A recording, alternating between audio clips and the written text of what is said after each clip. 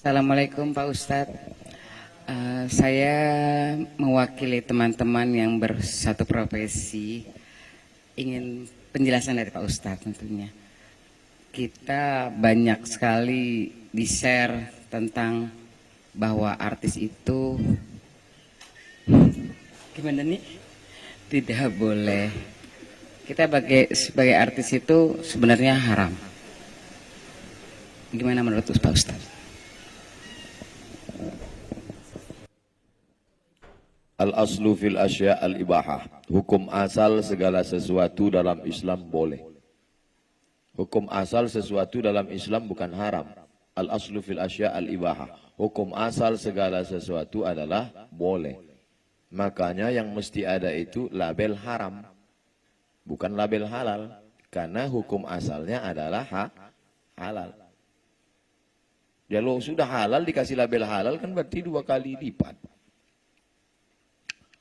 Di mana letaknya haram? Maka kalau ada orang haram ditanya, kenapa Ustadz ada orang mengatakan artis itu haram? Yang pertama, karena membuka aurat. Lalu kalau yang dia perankan itu seorang ibu, pakai jilbab, pakaiannya longgar, 20 episode, ke-20-nya nggak ada dia buka aurat. Di mana letak haramnya? Yang kedua, ada sentuhan kulit dengan tak mahram. Kebetulan dalam perannya itu selama 20 episode memang peran dia tak ada sentuhan. Orang ibu di Pantai Jompo.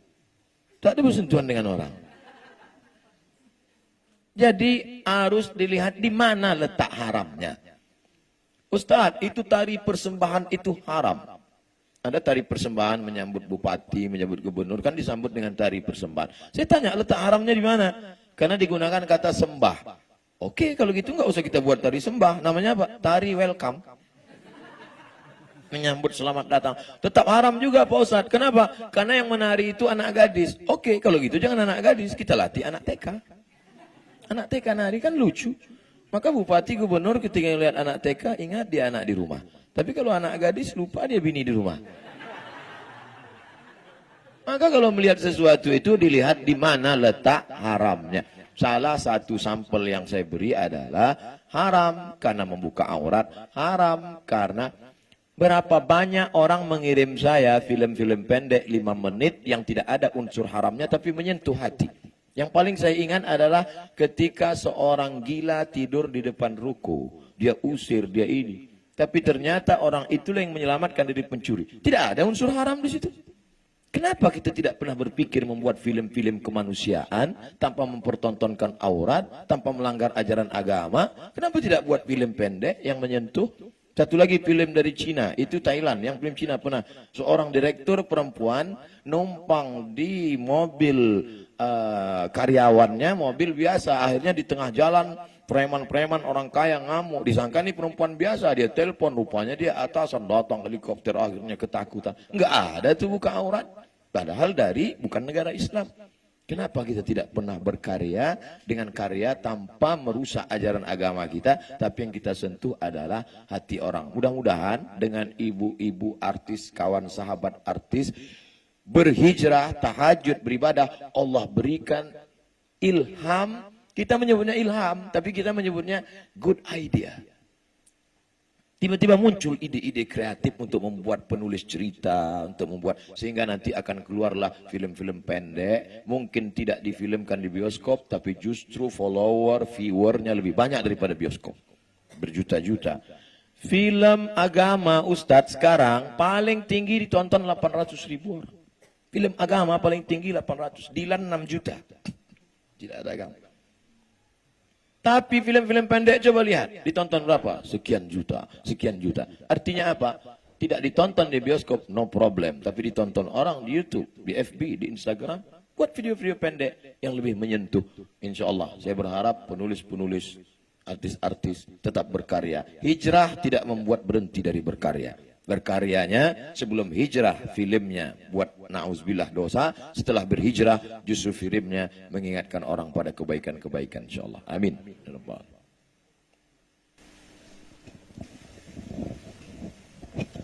Assalamualaikum warahmatullahi wabarakatuh Pak Ustadz dan semuanya.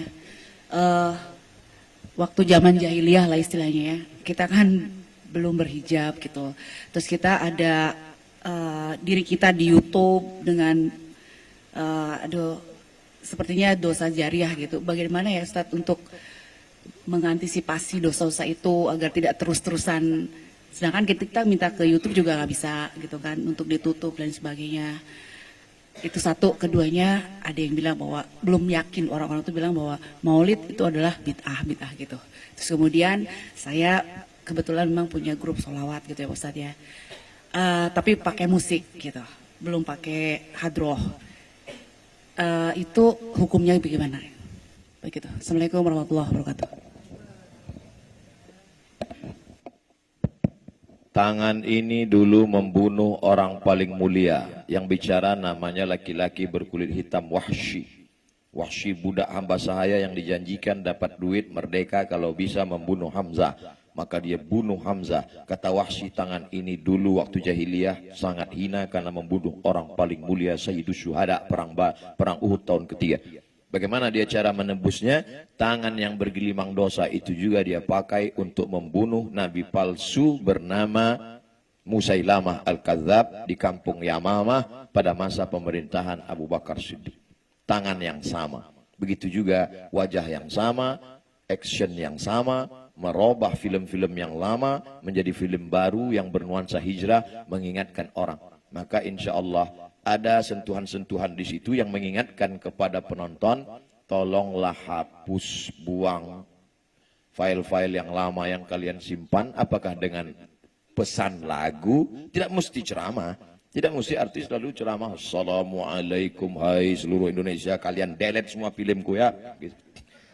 Dengan bahasa dia, dengan bahasa tubuh atau dengan bahasa kiasan atau dengan supaya, dan saya yakin orang yang sudah ngaji melihat itu, oh kasihan kita delete. La yukallifullahu nafsan illa wus'aha. Allah tidak akan membebani orang lebih dari kemampuannya. Mudah-mudahan illa man taba, siapa yang taubat, wa amana, beriman dengan iman yang benar, wa amila amalan salihah, beramal soleh. Kalau tiga ini dia lakukan, ulaika, mereka itu yubaddilullahu sayyiatihim hasanat. Semua perbuatan dosa mereka dulu bukan diampuni Allah, diganti Allah dengan pahala-pahala kebaikan.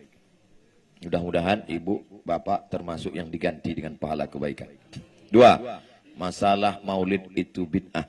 Yang jawab bukan Abdul Somad, Al-Hafiz Ibnu Hajar Al-Asqalani. Kalau disebut Al-Hafiz berarti hafalan hadisnya 300.000 hadis. Kemarin pada tanggal 10 Muharram, ibu puasa apa enggak?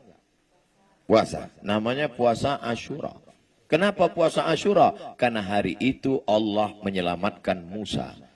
Padahal Allah menyelamatkan Musa satu kali. Tapi diulang bertahun-tahun. Apa hubungannya dengan maulid?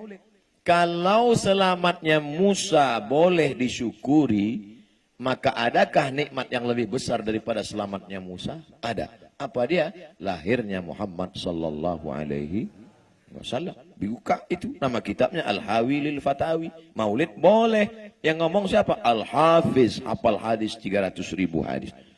Ada ulama hafal hadis 300.000 hadis mengatakan maulid boleh. Ada ustadz hafal 3 hadis kalau laptopnya hidup. Al-ilmu fil laptop. Tiba-tiba membid'ahkan maulid. Saya nggak maksa ibu bapak ikut saya, tapi saya cuman mau ngasih tahu saya ikut Al-Hafiz Ibnu Hajar Al-Asqalani. Bapak ibu mau ikut ustadz laptop 3 hadis terserah. Ada lagi nggak Pak Ustaz? Imam Jalaluddin Abdurrahman As-Suyuti. Hafalan hadisnya 200.000 hadis. Kitabnya 500. Kata dia maulid itu sarana mengingatkan kita pada Nabi, boleh kalau cukup 5 syarat. Pertama, baca maulid sejarah Nabi. Yang kedua, ada tausiah. Yang ketiga, ada baca Quran. Yang keempat, ada tawasobil haq, tawasobil sob silaturahim. Yang kelima, ada makan makanan. Karena dulu mereka buat maulid itu bersedekah memotong kambing 3.000 ekor, memotong sapi 1 ekor, penuh jalanan, dan piring manisan-manisan. Maka kalau dianggap hari ini kita buat maulid, cukup sudah syaratnya. Ada mengenang Nabi, ada tausiah, ada silaturahim, dan ada makanan-makanan. Masya Allah. Maka dari tadi saya tidak melihat ke sana, takut hilang bahan konsentrasi. 3, tentang masalah musik. Buka nama kitabnya Fiqhul Musiqa wal Aghani, fikih musik. Nama penulisnya Syekh Yusuf Al-Qaradawi. Ikatan Ulama Sedunia, dia ketuanya. Tinggalnya sekarang di Qatar. Doha, Qatar. Jabatannya pimpinan Fakultas Syariah di Universitas Qatar. Kata beliau, musik sama seperti omongan. Kalau isinya baik, maka baik. Tapi kalau isinya tidak baik, maka tidak baik.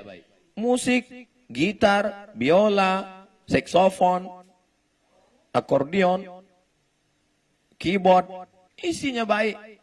Solawat, doa untuk nikah, mengingatkan pada Allah, mengingat mati. Bagus, terus berkarya. Tapi saya dibully terus Pak Ustadz. Bully membuli ini kan cuma dua. Kalau kita capek, dia terus. Kalau dia capek, kita terus. Maka kita terus, jangan berhenti. Gitu aja kau capek. Wallahu a'lam bishawab.